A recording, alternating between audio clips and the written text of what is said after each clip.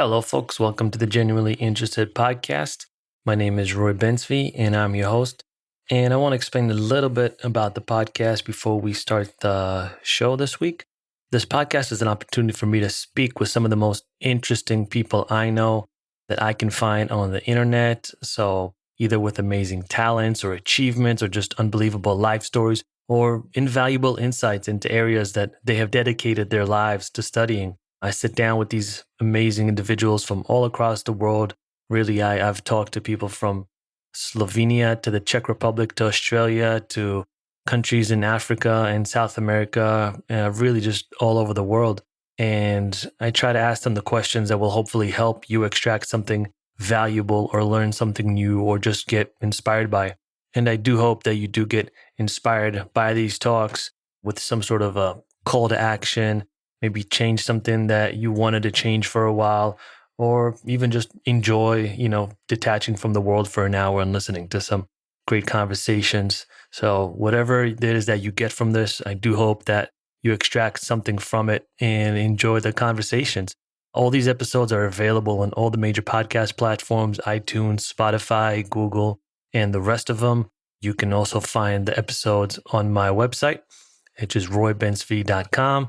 You can find a lot of other information about me there as well, from photos to a little bit more insights into who I am, if you're interested. And, you can always go to social media. I'm on Twitter and Instagram. You can find me there. I'm pretty active on both those platforms, although the only ones I have. And I try to post regularly so you can stay up to date. And also be sure to put your email on the website. I shoot emails out with updates, news, any new current information that I have will be sent via those emails and social media platforms. So yeah, make sure you're in the loop. Thanks for tuning in. This week on the podcast, we have Matthew Del Negro. Matthew is an actor. He played in Sopranos, City on a Hill, and a lot of other shows, Scandal being one of them, and movies as well. He's also a podcast host. Podcast is called 10,000 No's, and he's also an author, and the book is under the same name, 10,000 No's, How to Overcome Rejection on the Way to Your Yes. Matthew was very kind with his time. He sat down and we had a really fun conversation about acting, about the roles that he's played, about cults for a little bit. We went a little bit down the rabbit hole of cults. I guess something that we're both fascinated by. And yeah, we were just talking a lot about his journey, the path that he's taken. One thing that I found out that was super interesting that kind of stuck out in my head was when you play a certain character, even if it's a really bad character, it's the villain, you always, as an actor, have to humanize him. You can't think, oh, this guy's really bad. You have to humanize him. You have to go into the layers and the complexities that is the human mind and realize, why is this person acting in this way? Why does he have this outlook on the world, and why is he behaving in the manner in which he's behaving? And that's so interesting to kind of get a behind the scenes look, insight into the mind of an actor as he's approaching a role. And I think there's also broader implications that we can kind of get into, but we get into all that kind of stuff on the podcast. Yeah, this was a really, really fun conversation to have. And what I appreciate is he's not trying to sell anything. He's telling you his story and what he went through. So hopefully you can relate to that as well. And I'm sure a lot of you can, because, life's tough. We have to go through our ups and downs. But if we keep grinding, I think that pot of gold is sitting at the end of the trail. So guys, enjoy this podcast. It was a really fun one. And without further ado, here is this week's guest, Matthew Del Negro. Enjoy the podcast, everyone. The Genuinely Interested Podcast.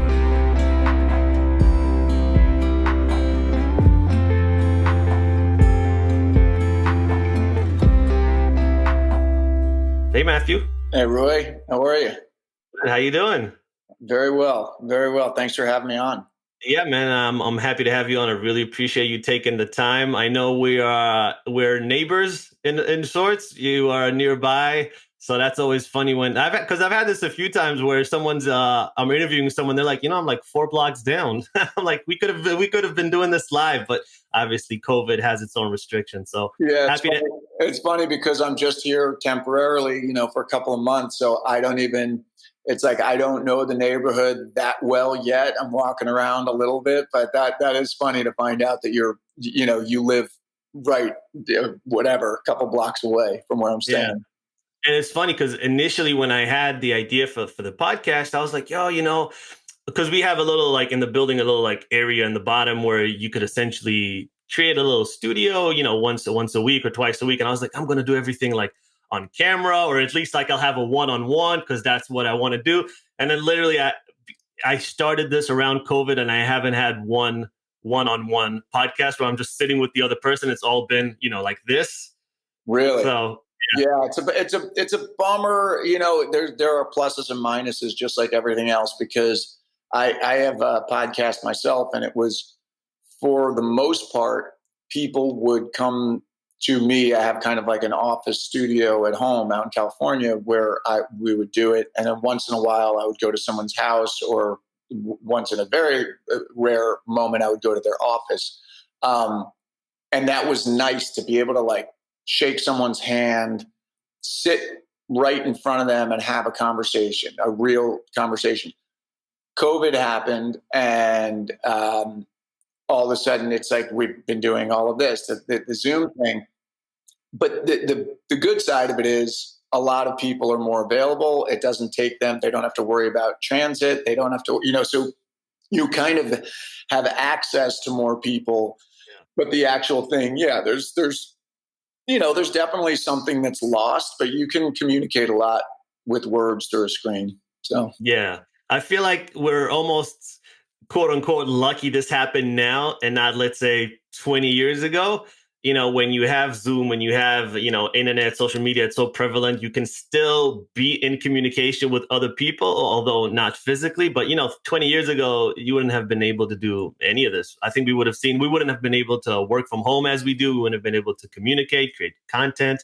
So almost, I don't want to say lucky, but quote unquote lucky that it's happening in 2020. Right. At least there's a way to pivot right now. I agree with you. It's a lot of friends that are in different industries than myself, who traveled a lot for work, and now they've been home a lot more with their families, and they're like, wow, this is actually really nice. I get a lot more time with my family. I'm still getting things done. And they've all said they'll go back. It will be more travel than it is right now, but they don't anticipate it ever going back to 100% of what they were doing, and they don't want it to be. So, in some ways we find silver linings. My mail is still on. Okay. No worries.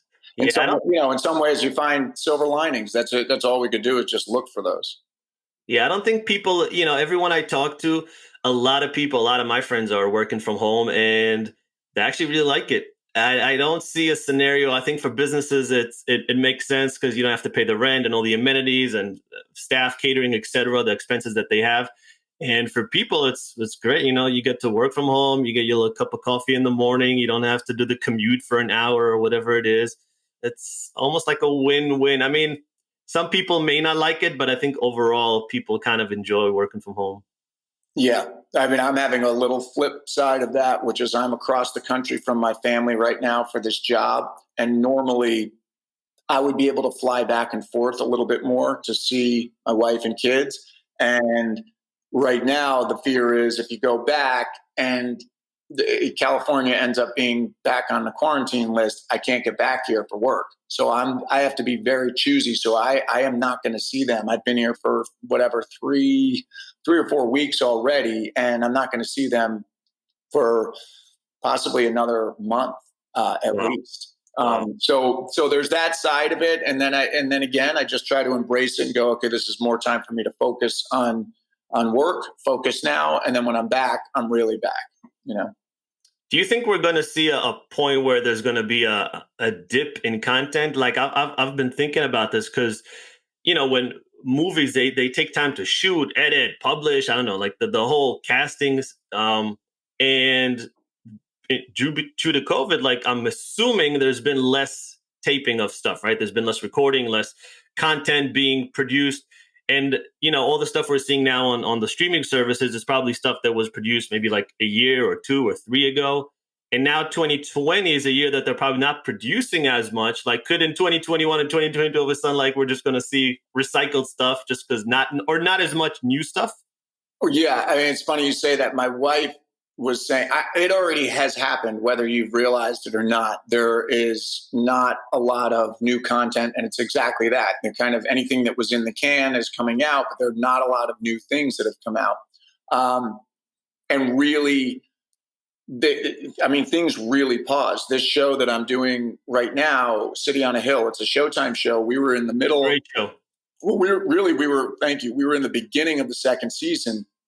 I was here in New York. We got almost through 3 episodes, and then, COVID hit and we had to pack it up. That was it. So we're now finishing that season, but networks, the cable networks, the broadcast networks are all running out of content. So they're dying for content. So a lot of development deals have been made. Like everybody that I know on the development side has been really busy throughout COVID. But as actors, we've been on the sidelines, waiting to go back. So I think there's going to be a real boom of work once there's a vaccine. But even this, it's like, right now, we're back. There are tons of protocols in place so that it can slow down the process a little bit, but we have to be safe because as we're shooting, you're hearing of movies, the Jurassic World movie, I think, shut down, some shows shut down. So it's definitely a new world, but I do think that people are thirsty for new content. My wife said I had a show on Netflix a couple years ago called Huge in France that was really well received by the people that watched it, went nuts for it, and it didn't get a second season. And my wife was like, God, if that came out right now, I feel like it would be, it's like the timing of it, because she said she's going around on Netflix looking for something new. Yeah. And she's like settling for shows that are not even, that she's like, they're okay, but it's new. It's something new. So I'm watching it. So it's just interesting, the timing of all of it, My wife literally said something similar the other day. She was like, we haven't been able to find a show that we can binge watch for a while. And we actually binge watched that show, and it was a great show. Thank you. And also City on a Hill. But the City on a Hill, I think it's Showtime, right? Yeah. Yeah. So that comes week after week. I almost feel like that format is so like outdated now, the week after week thing. I'm I need it now. I want to watch the whole thing. Don't make me wait. It is interesting how things have changed since I began this. Way back in like 2002, I was on Sopranos, mostly in season 4, a little bit after that, but the big chunk was season 4. And I remember we lived in New York City at the time, and we would be at my in-laws in Long Island. And I remember like jumping on a train to get back into the city, to rush home to see Sopranos, 6 Feet Under on Sunday nights. You had to watch it on that night. That was it. You weren't like watching it on demand. You weren't, there was no TiVo or DVR at that time. Yeah. It was a different era. You worked for them. You had to be on time. It wasn't like now where you can just do whatever you want, however you want it. Yeah. Yeah, I mean, you've been on so many shows and movies as well, but do you still get asked about The Sopranos quite often? I mean, it was such an iconic show. Yeah, that's one of those shows, there are a couple that I've done that they've really lasted the test of time. And I'd say Sopranos is one of them. West Wing is another one. I just heard some statistic over quarantine that Sopranos was like the most binged show over quarantine. Really? Apparently a lot of people went back and watched it again because they had all this time. So that's been interesting and has brought up conversations where people have asked about it. That was one of those ones where it was really it was such a big break at the time. I was very aware of it. I don't know if that will ever happen again, where it was like this show that was really everybody watched, everybody talked about. And when I went in for that role, Cousin Brian, that I ended up getting, I knew it was going to be there for the season. It wasn't just like a little thing that was going to come and go. So it was a very surreal moment in my life where, it was very surreal. Like, all of a sudden it's like you're sucked into the TV and you're in Tony Soprano's living room. It was bizarre. Yeah, it sounds surreal. Yeah. So let's talk a little bit about you. I know, you came from a sports background. At what point did that shift happen, or at what point did you decide I wanted to do something else, and why acting? Well, yeah. So I played sports growing up, and that led to high. By the time I was in high school, it was just down to football and lacrosse, and then I played lacrosse in college at Boston College, and that took a lot of time. It was Division I, so we played fall ball, and then we played our season in the spring, and it was a real commitment. I wanted to study abroad, and most people would go abroad junior year, spring of junior year, but that's when our season was. So instead of doing that, I decided to go between sophomore and junior year over the summer, and I went to Italy. Long story short, was going out with a girl who was also in Italy, from my college, but in a different city.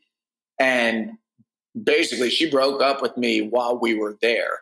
And that just sent me into, it was kind of this like convergence. I would say it wasn't that, but that was like maybe the thing that exacerbated whatever was going on with me, which was, I call it like my quarter life crisis. I basically, I felt like I was totally alone. You spoke earlier about if COVID happened, 20 years ago, it'd be very different. When I was there, that was 1992, and there were no cell phones. I was totally on my own. I think I had like a calling card, and you would go to like a payphone and you'd swipe it, and then you could it was like 10 minutes on the card, and it would just like count down. You'd call your parents. So you had no communication. So I was really out of my own element. And this happened, and I had a journal, and really it was like a lot of stuff came up, that the gist of it was like I was on this path, that I wasn't sure that I wanted to be on. And in that first journal are traces of me saying, maybe I want to be a writer, maybe I want to be an actor, but it wasn't like I was writing it. I was scared of it. It was just coming out of me.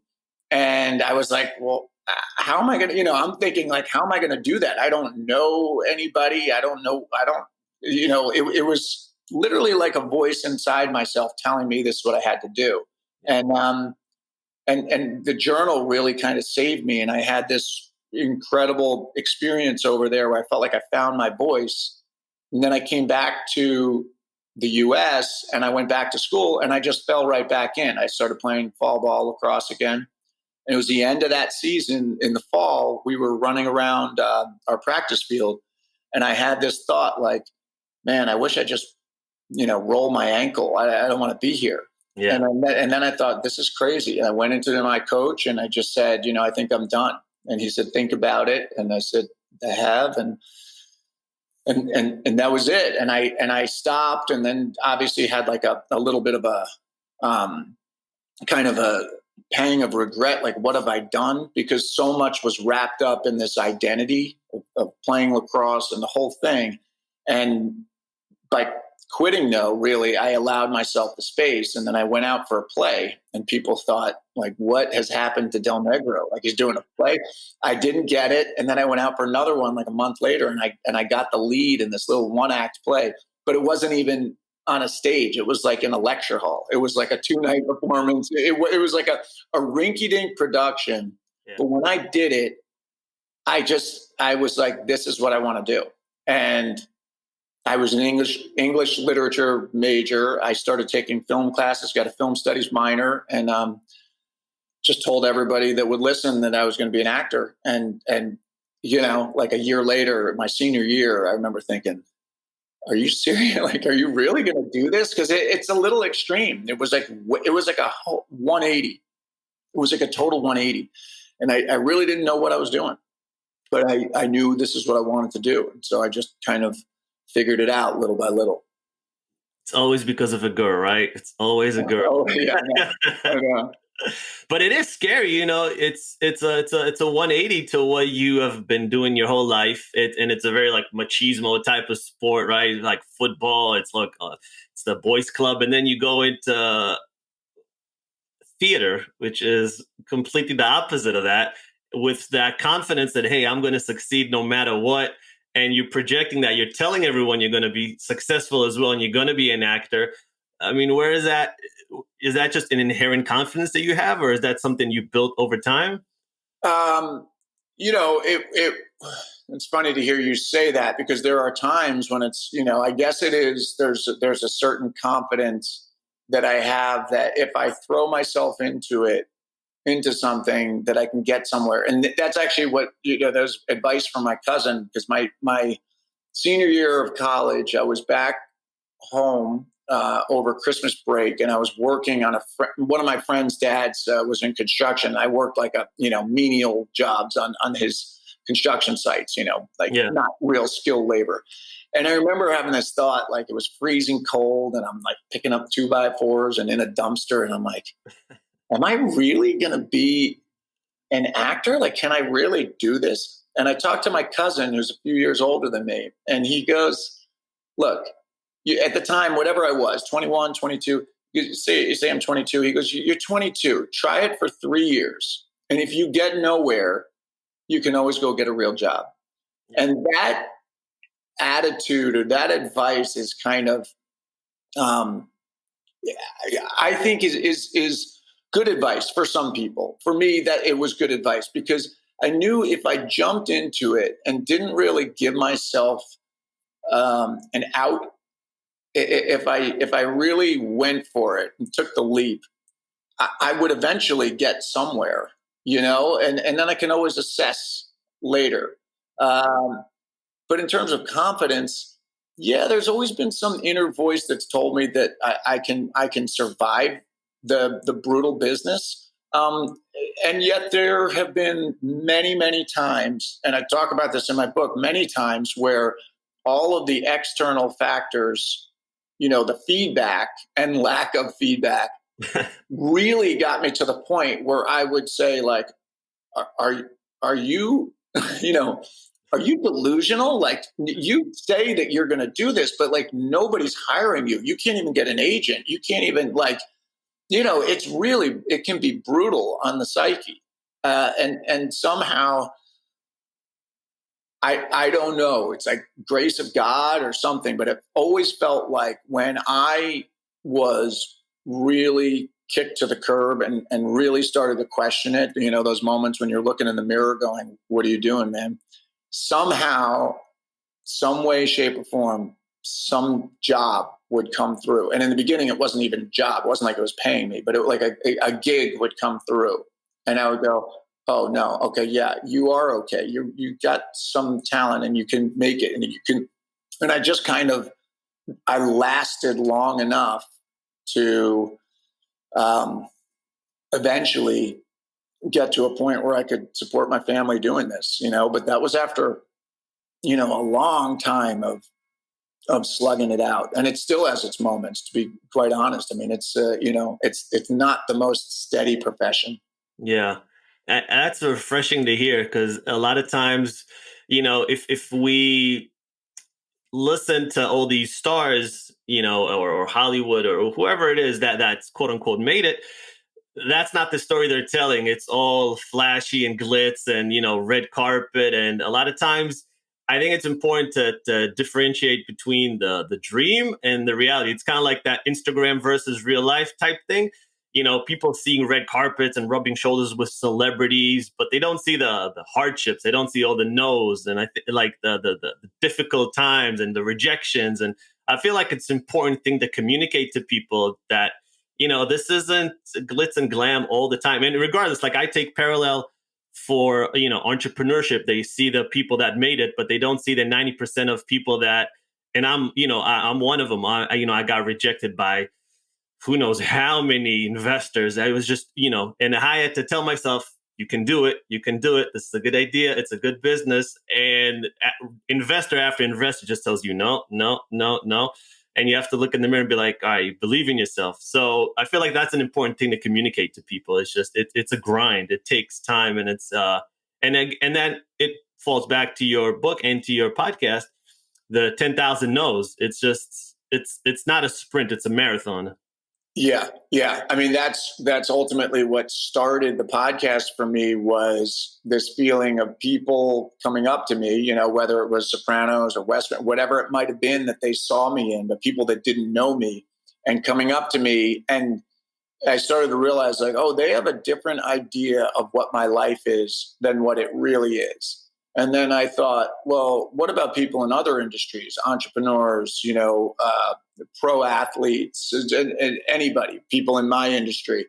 I started to just get curious about that. Like, what's the difference between the facade and the reality for them? And that's really what the podcast is all about. And then from the podcast came the publishing deal, which is, just kind of goes a little more in depth on my story, but it still has quotes and stories from some of my guests as well, just to kind of, the whole point of both the podcast and the book are really to let people know, if they're stuck, if they're feeling discouraged, like, people have been there before. Other people that you would never guess have been there, and you're not alone. And, you just kind of need to get to the point where you can put one foot in front of the other. And just because there are moments where it feels like you don't want to put one foot in front of the other. You want to stay laying on the ground in the fetal position and just say, like, this is it. I can't do it. I can't handle it. And, people who have been through far worse struggles than myself have proven to us over and over again that you can't, the human spirit is resilient. Yeah. And you can get through it. And it's kind of just a matter of getting yourself back to that mindset where you go, okay, this too shall pass. I'm going to get up. Some days I'm not going to want to put one foot in front of the other, but that's what needs to be done. And every once in a while, the wind is at your back, and you kind of have moments of where you go, wow, look at all this progress. But then there are a lot of times where it feels like the wind is in your face, and you're climbing up this mountain, and it can be tough. Yeah, and I know the podcast was the inspiration for the book, but what was the original inspiration for the podcast? Why did you decide to start it? I was working on Scandal, and I had done at that point, I don't know how many seasons. I had done some work on it, and I was in a really busy phase. And I remember I was working on a movie called Wind River, and I got a call from my representatives. They said, Shonda Rhimes is they're going to put you next season. I wasn't a series regular. I was kind of like recurring on the show, and they said she's going to put you in next season, in a big way. And I was like, okay, cool.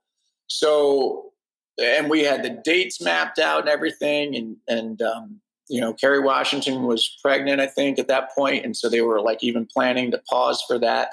So I thought, okay, great. At the same time, we moved to the town closer to where the town where our kids were going to school, which would like bumped up expenses and all that. And I was like, you know what? I'm going to take the leap. This is the time to do it. Let's do it. And all of a sudden, unexpectedly, my storyline, I don't know, this was 2016. So I don't know if it was because of the election went a different way. Then I really don't know. Or they just, for whatever reason, my storyline kind of dried up. And it went from me thinking I'm doing like maybe 16 episodes to doing like 3. Oh, wow. And that pilot season was not good for me. Kind of what was going on politically in the world was good for the world, but not necessarily good for me personally.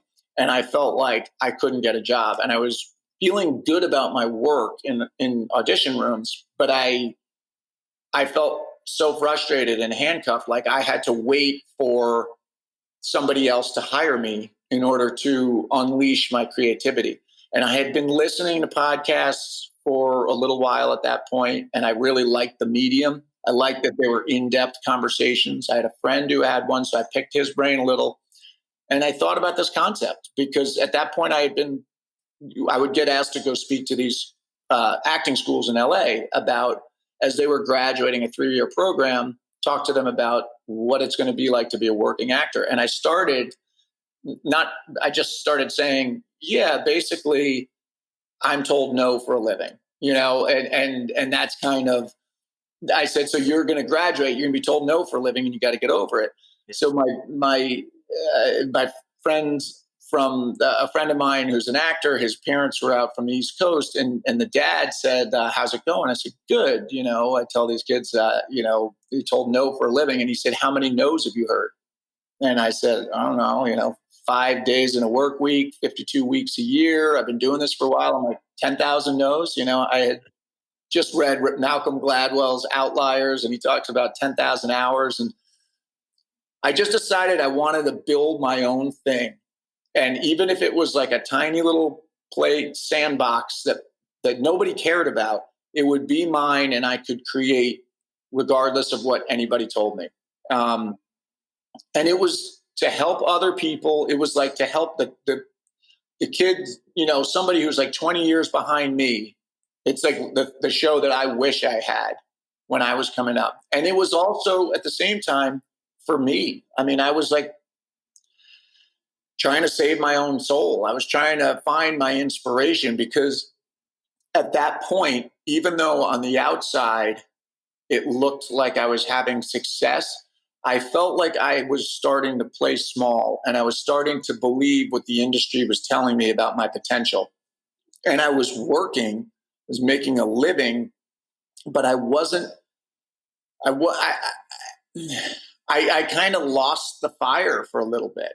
Yeah. And the podcast really helped me get the fire back because, I read a lot of books that are, like people talking about what they've gone through. But when you actually sit down with someone and, face to face, and they tell you that they were, bankrupt and laying on the floor for 4 years, and now they're, one of America's, self-made millionaires on the Forbes list, you're like, wow, so this actually really works. You've done it.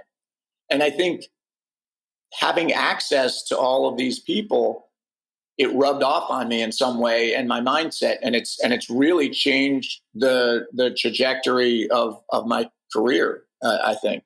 And just the quality of my life and my thoughts in my head. That's awesome, man. How important is it, in your opinion, to hear no?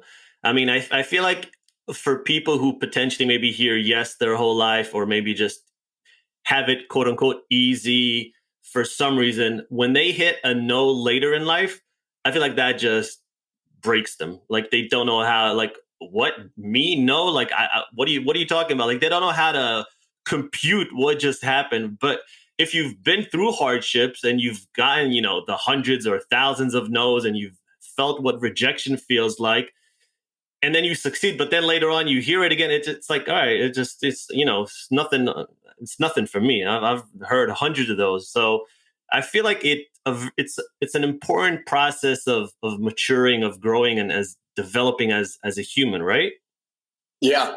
I mean, I think the tagline for the podcast is failure is opportunity, which comes from my dad used to say, failure is just opportunity in disguise. Yeah. And I do think that is true.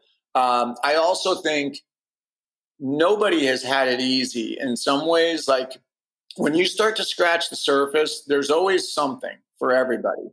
But you are making me think of Billy Beane. Did you ever read Moneyball or see the movie? No, I saw the movie. Okay, the book is really good. Michael Lewis wrote this book, Moneyball, and Billy Beane was that guy he talks about it like he was the face, like he was 6'4", looked a certain way. He was an incredible athlete, like head and shoulders above all the other great athletes. Yeah. And when he was growing up, he was just so much better than everybody. And then he got pulled into, I think he was playing like in a farm system in the minors, but the pitchers were a lot faster than what he had dealt with in high school. And he lost it. Like he couldn't hit.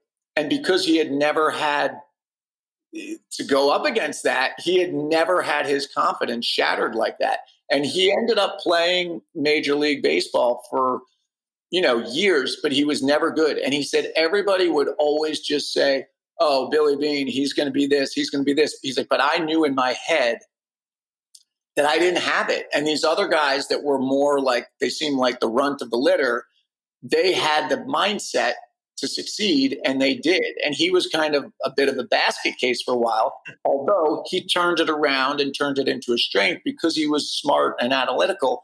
He ended up using that very experience to then go out and in an unconventional way pick guys when he was a manager, to pick guys that didn't look the part, but he knew they had the goods on the inside, because he knew it doesn't matter what someone looks like on the outside. You got what's the internal thing. So even that, he kind of learned his lesson eventually and put it together. But yeah, he had a real hiccup because he had never, had the proverbial nose. He was always just, smooth sailing when he was a kid, all the way through high school.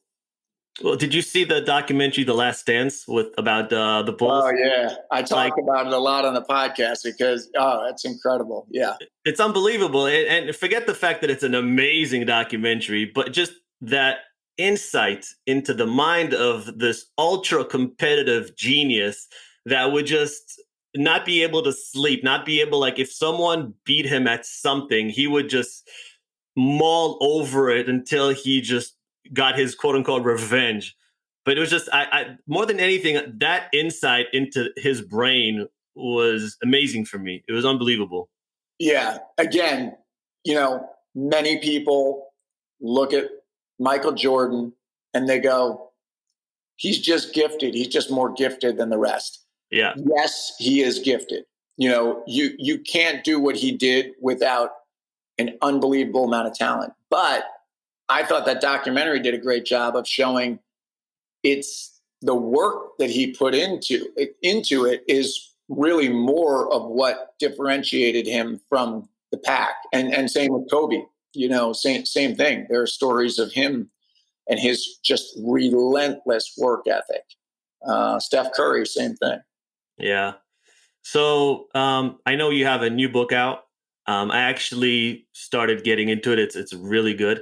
How was the process of sitting down, putting pen to paper? How did you like it? Because it's very different than speaking or very different than acting. How did you like this process?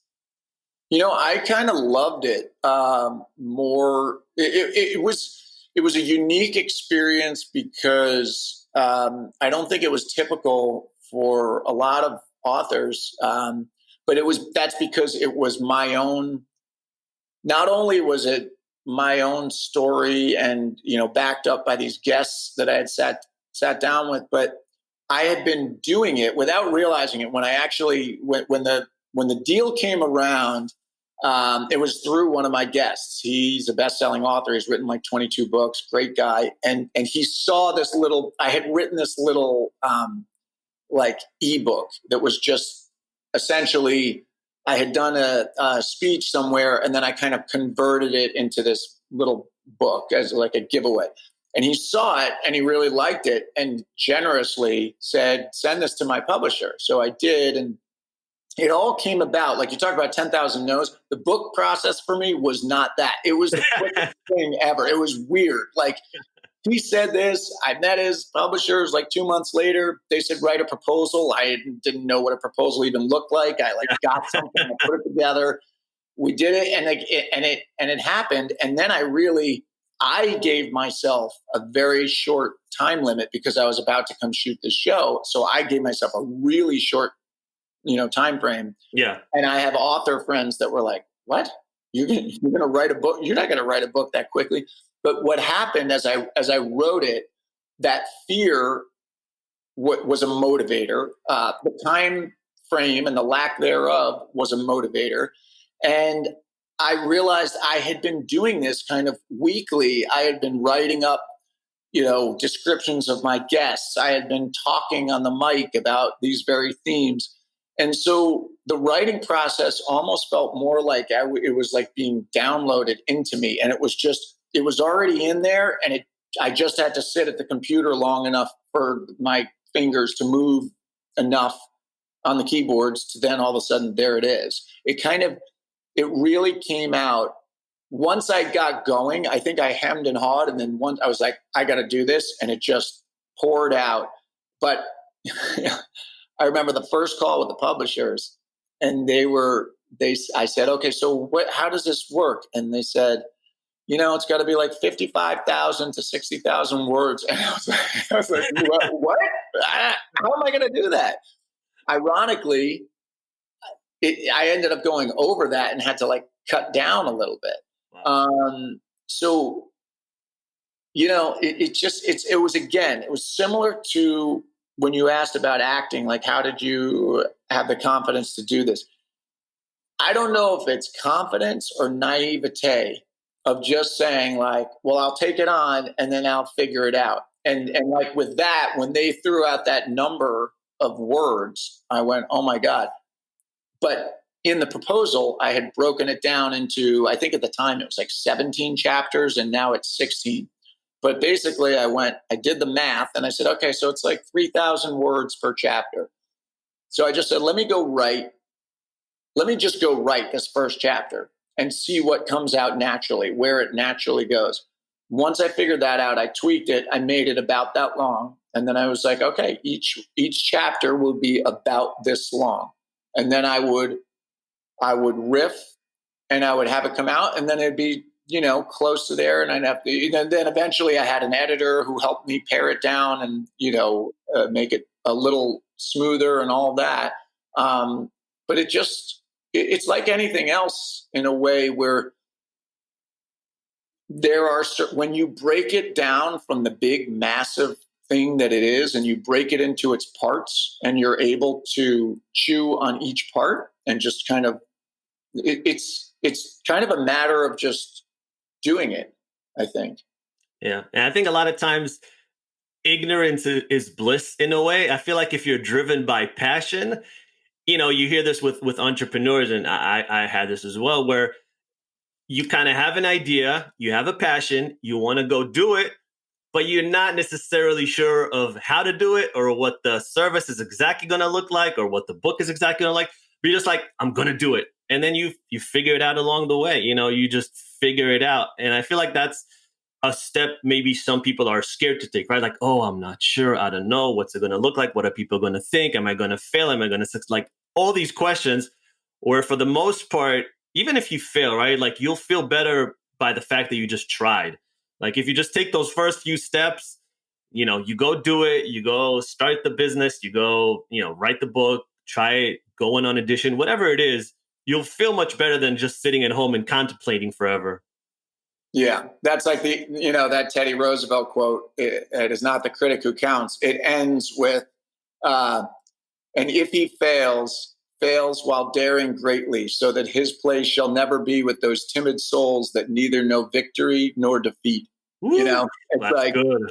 It's like that's really, yeah. I mean, I've spoken about that and written about that. Kind of take action now, course correct later. Yeah.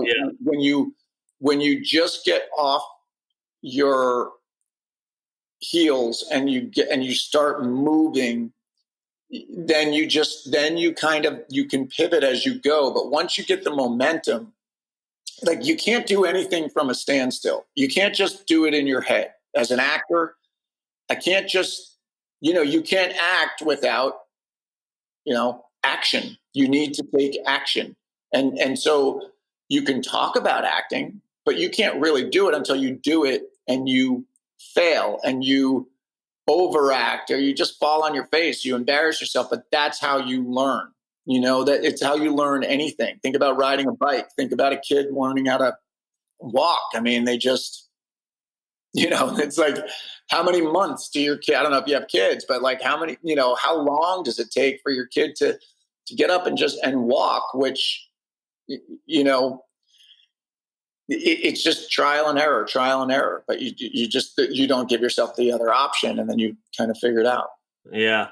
Do you enjoy, when you're acting, do you enjoy a certain genre or a certain role?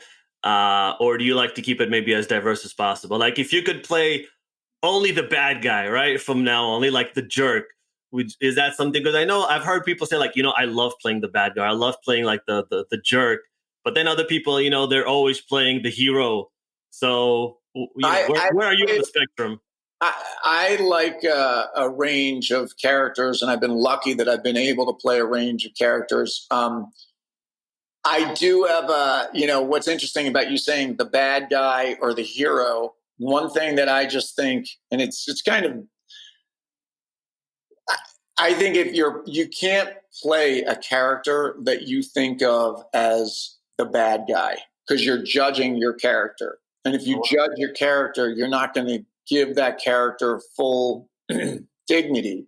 And if you're playing a hero and just seeing them as a hero, you're going to be lopping off a lot of their humanity, which is they have parts of them that are not heroic. We all have, the reason you can be an actor and take on these different roles is we all have all of it, the whole spectrum inside of us.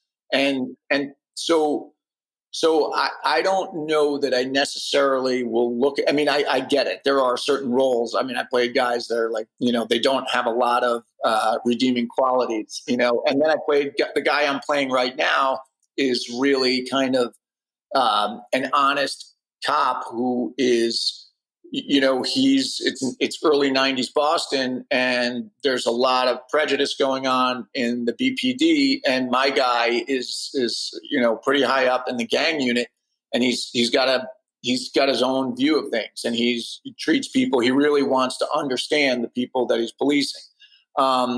You would call him more of a good guy, but I can't play him just as like everything he does is good and moral, because that's not one. It's probably not that entertaining. It's just like it's predictable. Two, it's not really what, like, everybody struggles. Like there's this yin and yang in everybody. So it's hopefully when you're, and the same goes with genres. Like if you're doing a drama versus a comedy, hopefully if you're doing a drama, you're finding some comedy in the drama. And if you're doing a comedy, you're finding drama underneath the comedy, because the opposites that are put together, that's kind of how life is. It's not like I have a friend who I've had on my podcast, who's an old friend, one of my great friends. He was a Navy SEAL and now he's a trauma surgeon. And I had a conversation with him years ago about TV shows that were in the medical field. And I said, what's the one that's like closest to what it's like? I was like, is it ER? And he's like, no. He's like, maybe Scrubs, or he's like MASH or Scrubs. And I was like, Scrubs. He goes, well, maybe MASH more. But he was saying about Scrubs, the thing that he appreciated was, he said, the reality is that our job is so, they deal with death, and they deal with talking to the families of people who, expire unexpectedly. It's so heavy. He said, we need to find levity. So there are practical jokes being made amongst us. There are, we do things to keep ourselves sane so that we can do our job. So it's not like, he said, when you're scrubbing in for an operation, you're not like, I got to do it. He said, it's not like what they portray in a lot of TV shows and movies, that it's like, you're not always thinking about it. Yesterday, I actually talked to him yesterday, and he was like, it's so funny. He's like, he has somebody in the OR that he was going to get a call to leave the conversation. He said, and we kind of had a little sidebar about this. He said, if you were seeing me in a TV show, he's like, yes, I'm going to go do that, but that's what I'm trained to do. That's what I do all the time. And I'll be fully present when I'm there. But right now, he's like, I'm on the phone with my college buddy trying to milk this conversation as long as I can. And then I'm going to get a call. He's like, so it's not, you know what I mean? It's like, when you play a character, if you play the idea of that character or the idea of the tone of that world, it's going to usually be a little off the mark, because it's not the way, it just doesn't represent life as it kind of is. That's so interesting that you say that. I think we're all very layered. like to maybe just as an outsider, I look at a role or a character and I'm like, oh, he's obviously the villain. It's also funny, like how we, like in England, right? The hero is like usually the loser. He's always self-deprecating. He's not the guy that gets the girl. Versus in America, it's always the guy that gets the girl, the good-looking guy. He's whatever. It's just very different, our perspectives on what the protagonist is. But I feel like we're just very layered. And I always think about this when we look at people who are quote unquote, or not quote unquote, sometimes they really are bad, but people who we think are bad. I don't think anybody wakes up in the morning, looks in the mirror and says, I'm a bad guy. I think they all believe that they're doing something good for whatever reason or however they justify it to themselves. Even if it's a cult leader or whatever that guy's doing or the woman's doing that's horrific, they're justifying it to themselves. I need to do this because A, B, C, D, and I'm actually the good guy. And that's so interesting that you portrayed in that way. I think that's the obligation of the actor, is not to judge the character, but to do that, to get inside their skin and defend their point of view to the world without judgment. Let the audience judge it. Yeah. But, I saw something, I forget, I was working on a role. There was some reason I watched this, but I found, I don't even know if it was on Netflix or what. I found a documentary on some cult in LA in like the 70s and 80s. And this guy was an acting teacher, and it was fascinating. I think I've seen this. I think it's called Something in Hell or something like that. He had like long hair. I can't remember. There were two that were similar to each other, and I can't remember the name of this one. But this guy, he had an accent. But I'm fascinated by these cult leaders because he was like a guru to these actors, and he really gave them something that they weren't getting. And it was like, it started out with, he was bringing them on retreats out to like Mammoth Lakes, and there was a lot of beauty in what he was saying. I mean, there's a reason that people follow a cult leader. If they were just bad on the surface and you didn't see, nobody would follow them, but they're obviously doing something that people need. So there's usually like something in it that's good. But then at a certain point, yeah, it was like it turned a corner, and this guy was like sleeping with all the people in his cult, like, male and female, and nobody knew about it. Everybody kept quiet. And then it started to come out. It was fascinating, but it's a good example of, if you were playing that character,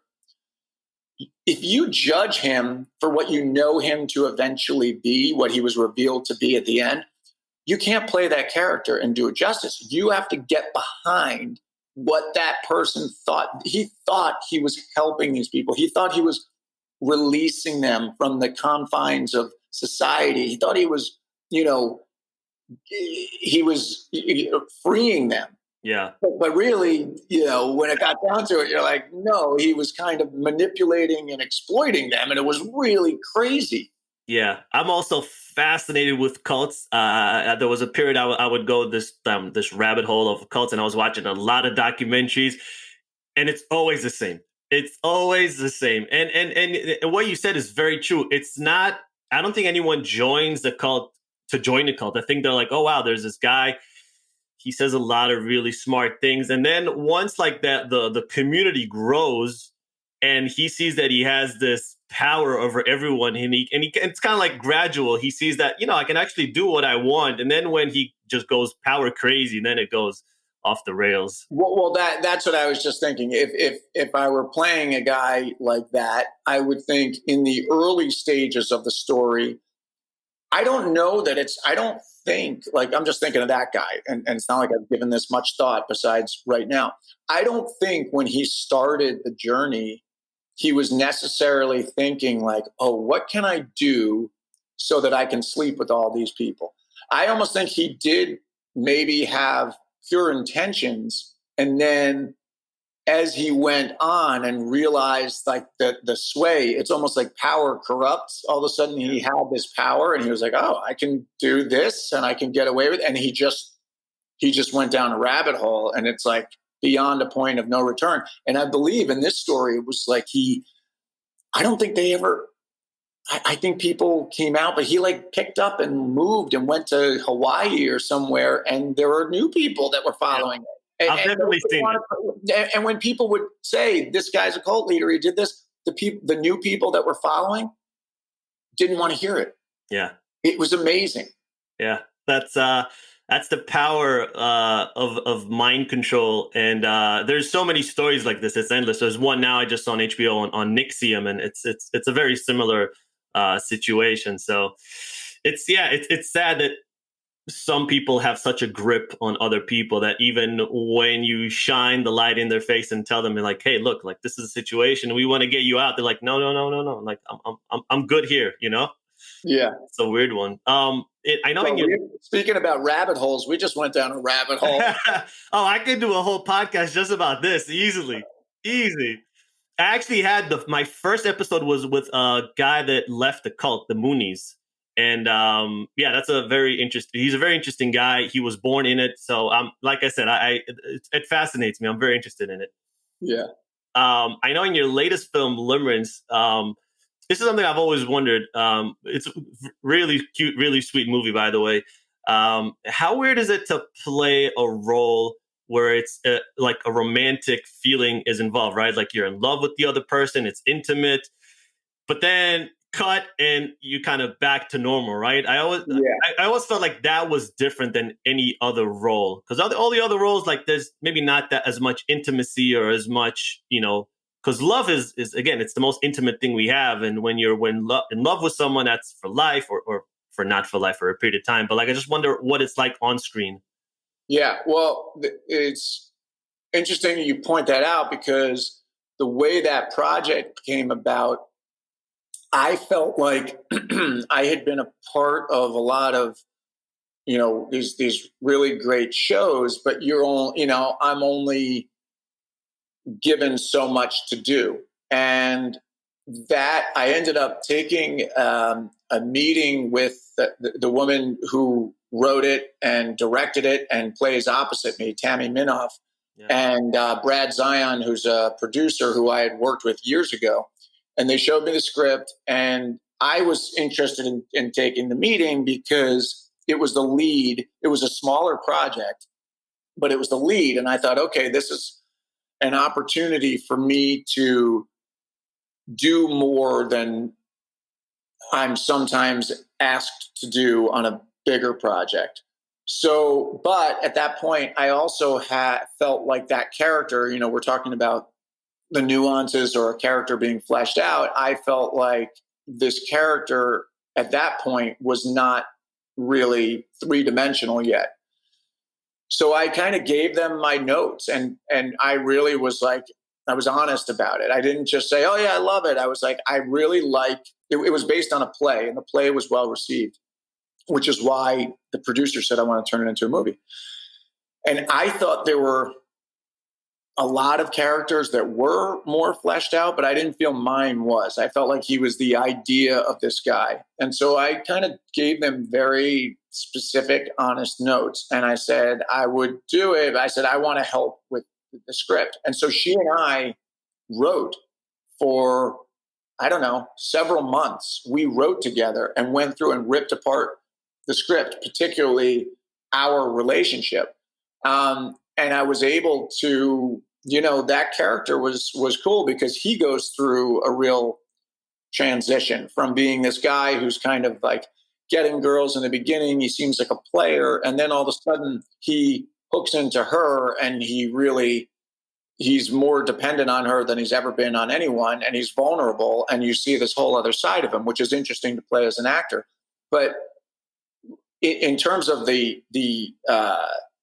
what we have to do in the film, it was weird because we had worked together as writers for so long that we got to know each other. But then all of a sudden we're like, oh, we're shooting this. We're like, oh, we got to do this, and so it was a weird transition. But I think a lot of people that have seen the film have commented like, oh, the chemistry is great. And I think it's because, it's not like we rehearsed in a formal rehearsal, but by writing all of that, for so long, we were really rehearsing for all those months. Yeah. So there were nuances between us that I think carried across into the film. And I think it worked because a lot of people really, that's a small film. That was like, it got a deal. I mean, what's great is now people can stream it, but that's like one of those success stories where you're like, we were doing that. I mean, that was on a shoestring budget, really, and shooting it in an incredibly fast pace in LA. And then we were very lucky. We got this incredible property up in wine country. And so it looks bigger than it is, but that was one of those ones where everybody that was there was really, really wanted to be there. And those are fun to be a part of.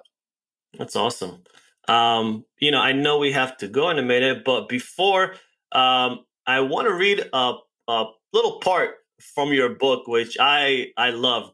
It's in the beginning, and then I'll just read it, and then if you can maybe elaborate a little. Scared to see what you're going to read. What is it? No, it's amazing. So, if everything were easy all the time, you would not value ease. If yes were the answer to every wish and demand, every victory and windfall would be meaningless. You think you want comfort, but what you really need is progress. Progress only arrives when a struggle is overcome. So while I wish I could send you off into the world telling all your friends that this book solved everything for you, I know that would be unrealistic. Instead, I send you off into the world, urging you to lean into your 10,000 no's. I urge you to really feel your pain and let your pain guide you past the no to greener pastures. I urge you to learn from them and not to do that next time, so you can turn those no's into yeses. I urge you to be grateful for them, for in them lies the wisdom of humanity and experience. There is no greater teacher than that which reminds you that your salvation lies in always striving until your last dying breath. That's amazing. Thank you, man. That's cool. That's very nice of you to say. And it's cool to hear it read, Yeah. Yeah. As I hear that, I think, that's what I believe. I mean, it never seems to go as quickly as you never get there as quickly as you want to. It's never as easy as you kind of hope it would be. Sometimes along the way, you're like, man, why can't I just be better now? Like, why can't I just, why can't I just have all that I want? But when you finally do, attain the things that actually matter to you, when you look back, you realize, oh, they all came because like I got better because I had to. Like, you just, think about the growth, like not even of humans, but I'm looking out the window, there's a tree, and think about trees growing in like in the elements and what they have to do and to survive, and, a tree that's been, the wind has been against it, it kind of forms in a different way than one there's no wind around. The roots get tighter, get stronger as a result of it. It's just nature. I think it's just nature. We need to go up against something, and in going up against it, we get stronger as a result of having to figure our way over it, around it, carrying it, whatever we need to do to get there. That's what develops character. That's what develops, and those are the things that you can hang your hat on. You can hang your hat on those things that have cost you something. If it doesn't cost you something, then you probably don't value it quite as much.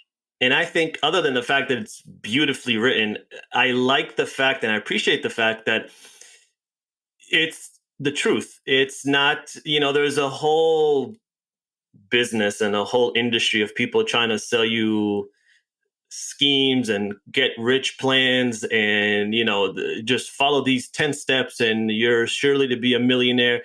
And like all that shit is snake oil. Like that's not how you're going to be successful. That's not how you're going to make money. It's not how you're going to find your passion. And that's not how you're going to feel fulfilled at the end of the day. It's a lot of times it's through struggle. It's through hearing no's. So I like that it's real. I like that it feels personal to me. So yeah, I really love it. Thank you. It's been, this is, I don't know when this episode will air, but from when we're talking, the book will be out in a couple of, early next week. And so leading up to that, I'm a few days away from it. There's like this natural kind of, I feel vulnerable. I feel exposed. I'm like, God, what did I write? What did Yeah. some people in interviews have asked me about certain parts of the book where I'm like, oh God, did I write that? Embarrassing. But ultimately the feedback from the people that have read it seems to be along those lines. So I'm really happy because that's what I was going for. That's what I want is for someone to read it and feel more understood or more seen or more heard and realize that they're not. I know it's rough. I mean, it's been rough for me a lot. It's also been good for me a lot. I feel, in the grand scheme of things, very fortunate for the life I've been given. But whoever that person is, I want them to read the book. I don't care if they walk away going like, "Oh, he did this great thing." That's not in the book, really. It's more like I want them to walk away going, "Oh, okay. So what I'm feeling right now, as I'm knocked down, is not only me feeling this. These other people have been through this. I can get through this. Yeah, you can." And hopefully they read the book and they're like, "All right, I'm going to go take one step." Yeah. No, man, it's absolutely awesome. When is it dropping? Where can people find it? Where can people find you on the internet? Where are the best platforms and places?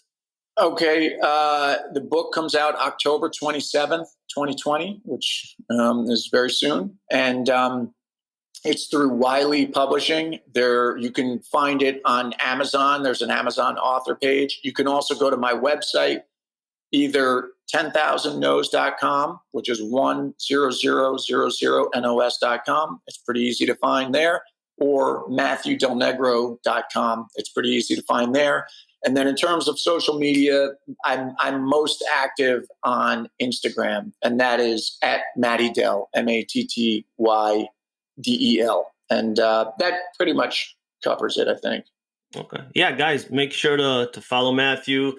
Make sure to buy the book if you're interested. Make sure to listen to the podcast. His stuff is very authentic. I find it very helpful. I love listening to the podcast, and the book is great. So make sure to check everything out. Matthew, I want to thank you so much for being on the podcast, man. I had a blast, really. I really enjoyed it. I did too, Roy. Thank you. And it's fun. I was kind of making fun of us. I said at one point we went down a rabbit hole, but it's fun. It's fun. I'm sure that's not what I'm supposed to do. I'm supposed to be like selling this book. But I feel like that it was nice to talk to you and kind of just find ourselves wherever we were in the moment. And you're a really good conversationalist. So thank you. Thank you, man. I really appreciate it. And maybe we'll do it again in the future. Great. All right, man. Have a good one. Thank you. You too.